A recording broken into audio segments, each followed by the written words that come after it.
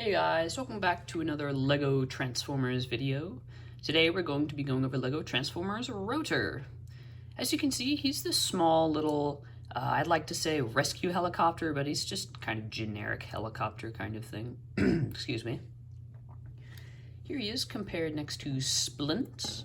As you can see, they're about the same wide, except for the tail piece of Rotor, but Rotor's definitely a lot smaller. Now, the maybe two long-term fans of the channel who have seen all my terrible, cringe old videos from like 4 years ago would know that Rotor is actually a previous Transformer that I made. Obviously, I don't have him around anymore because he was very poorly built, but I thought I'd just recycle the name because it's an interesting name and add some story, I like to say. But anyways, let's move on to the transformation. So first, just rotate these bits out like that. And then do the same on this joint there. Then do the same on this side. Just flip it, oh, whoops. Let's flip it out like that. And do the same with this joint. Then rotate this bit down, flip this around, and then push this piece up, then flip up the head. Then just rotate these around like that. Do the same on this side.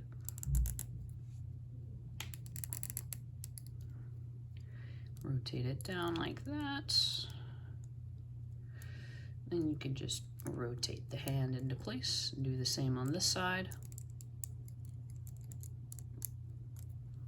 Rotate the hand into place.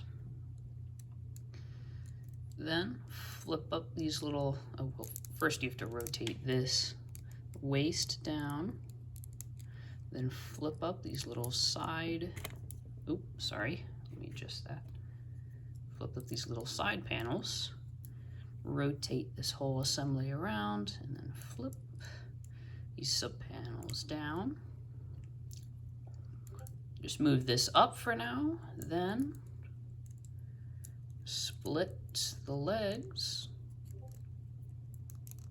Oh, hold on.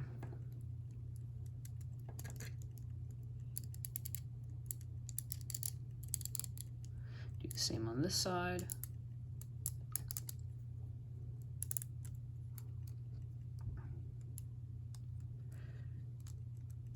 Whoops, rotate this thigh piece around, rotate this part up, this around, and just adjust the foot like that. Oh, unfortunately it's a single stud connection, so the connection is a bit weak. Then you just do the same on this side, rotate it around, flip this piece up, flip it around like that. Then you can just adjust the foot to whatever you like. Personally, I like to have it stick out like that to have some bit of symmetry. Then rotate this thigh piece down again. Then with the rotors, you can do like a couple different things. For one, you could just move them forward like this and have them hang off like that, sort of like shoulder blades, quite literally. Then, or you could just rotate them around like this and have them just simply lay on the back.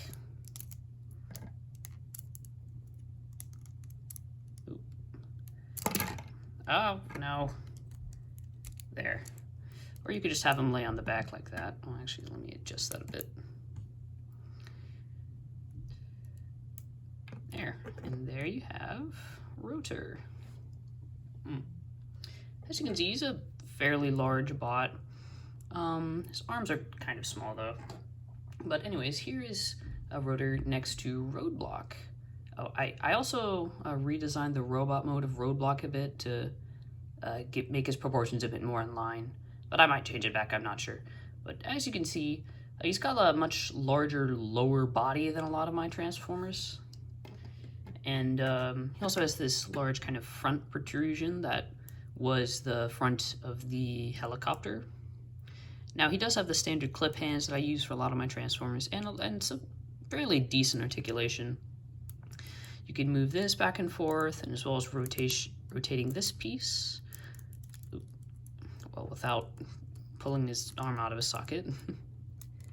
Okay, let me just rotate back. There's also a simple elbow joint there, and you could also rotate his hands, but that's less important. You can also rotate this up and down, but there's a lot of friction there. That also moves these shoulder pads, which makes it look a bit strange. Then for the leg articulation, there's some rotation here. You can move, I guess that would count as knee articulation. And then you can also swivel it around that joint. Now, another thing I did with the propellers is, if you want, you can remove them from their sockets and then have them act as swords. Now, this is quite cliche, as like, I'd say 90 to even 100% of all helicopter Transformers. Oh, apologies, let me put this back together. If 90% to even 100% of all helicopter Transformers have rotor swords, but I mean, it's cliche for a reason. It works with or without the swords, but personally I think it's just a nice extra touch. Let's see if I can get him standing. There we go. Anyways, this has been One Brick at a Time, and thank you for watching. Bye!